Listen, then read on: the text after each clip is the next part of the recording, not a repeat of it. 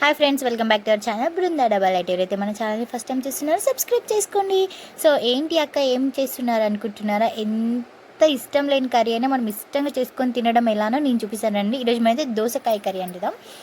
So దానికోసం అయితే ముందుగానైతే దోసకాయలు అయితే కట్ చేసి అయితే పక్కన పెట్టేసుకున్నాను. ఒక బాండి పెట్టాను. బాండిలోనైతే కొంచెం ఆయిల్ ఎక్కువ వేసుకోండి. కొంచెం ఆయిల్ ఎక్కువ ఒక 2 స్పూన్స్ వరకు అయితే ఆయిల్ వేసేసుకున్న తర్వాత నేనైతే ఇక్కడ ఆయిల్ వేడెక్కిందా లేదా అని చూస్తున్నాను. ఆయిల్ వేడెక్కితేనే కదా మన జీలకర్ర మంచిగా వేగితే టేస్ట్ చాలా బాగుంటుంది. సో జీలకర్ర వేసాను.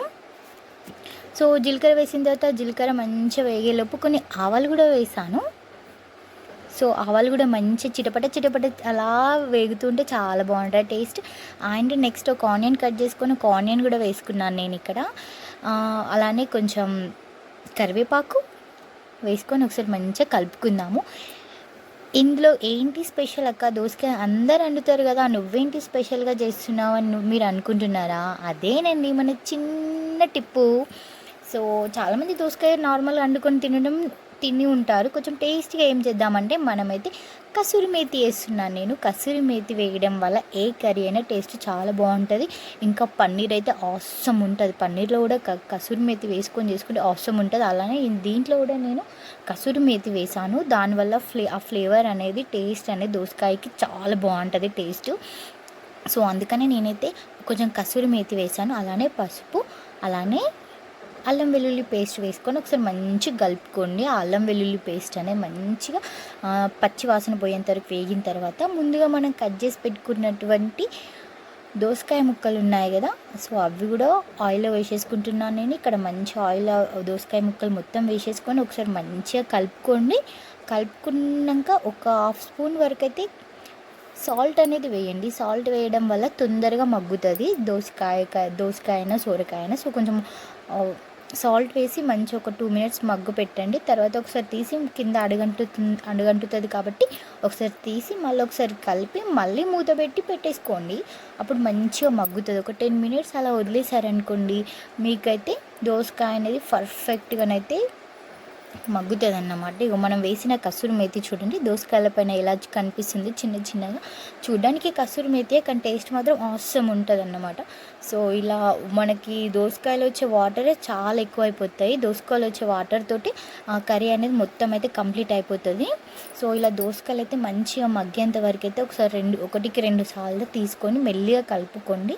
సో ఇగో ఫైనల్గా అయితే చూసేసేయండి. దోసకాయలు అయితే మంచిగా ఉడికిపోయాయి కదా. సో ఇక వాటర్ అయితే పైకి వచ్చేసాయి, ఆయిల్ కూడా పైకి వచ్చేసిందంటే ఇక మన కర్రీ అయితే ఉడికినట్టే. సో ఇంకా దీనికి సరిపడినంతే కారం వేసుకోండి.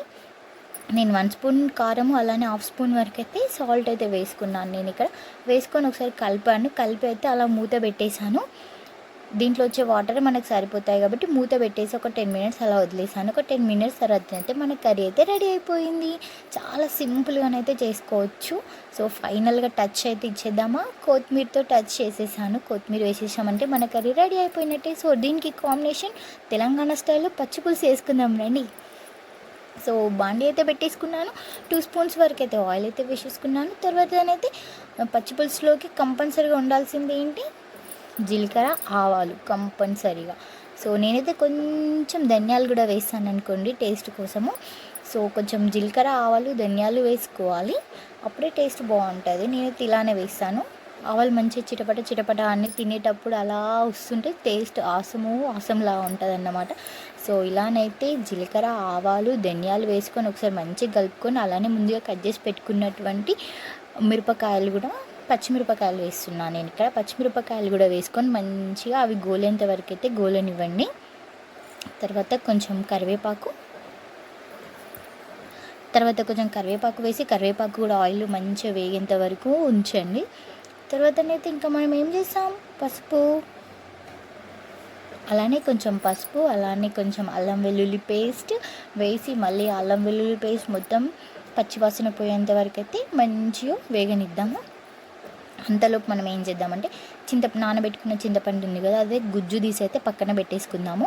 అప్పుడైతే ఇంకా ఫాస్ట్గా అయిపోతుంది. సో ఇలానైతే నేను ఇంకా మిరపకాయలు వేగేంత వరకు ఇలా చూడండి ఎంత బాగా వచ్చింది. టేస్ట్ చూడడానికే బాగుంది కదా. సో ఇలా అయిపోయిన తర్వాత కొంచెం చక్కెర వేస్తాను నేను ఇందులో. ఎంతమంది చక్కెర వేసుకుంటారు? నేనైతే చారులో అయితే కంపల్సరీగా చక్కెర వేస్తాను. చక్కెర వేయడం వల్ల ఆ పులుపు అనేది కొంచెం తగ్గిపోయి కొంచెం స్వీట్గా పులుపుగా చాలా బాగుంటుంది టేస్ట్. సో అందుకని కొంచెం చక్కెర వేస్తాను. అలానే ముందుగా మనం పక్కన పెట్టుకున్నాం కదా చింతపండు పులుసు, అది దీంట్లో వేసేసుకోవడమే. ఇంకా దీంట్లో అయితే చింతపండు పులుసు వేసుకొని కొంచెం తగినన్ని కొంచెం వాటర్ వేసేసుకుంటే మన చారు అయితే రెడీ అయిపోయింది. దీనికి కొంచెం ఉప్పు ఎక్కువనే పడుతుంది, అందుకని 1 స్పూన్ వరకు అయితే ఉప్పు అయితే వేసాను. ఉప్పు వేసిన తర్వాత ఒక 2 మినిట్స్ అయితే దాన్ని వదిలేయండి. 2 మినిట్స్ వదిలేయడం వల్ల ఉప్పు చక్కెర అనేది మంచిగా కరిగిపోతుంది. సో దీన్ని అయితే మరగబెట్టద్దు చారుని. సో ఫైనల్గా అయితే ఆనియన్స్ అయితే ఒక పెద్ద ఆనియన్ కట్ చేసుకొని అయితే నేను వేసుకున్నాను. ఆ వీడియో కనుక మీకు నచ్చినట్లయితే ఒక లైక్ చేయండి, షేర్ చేయండి, కామెంట్ చేయండి. Bye bye.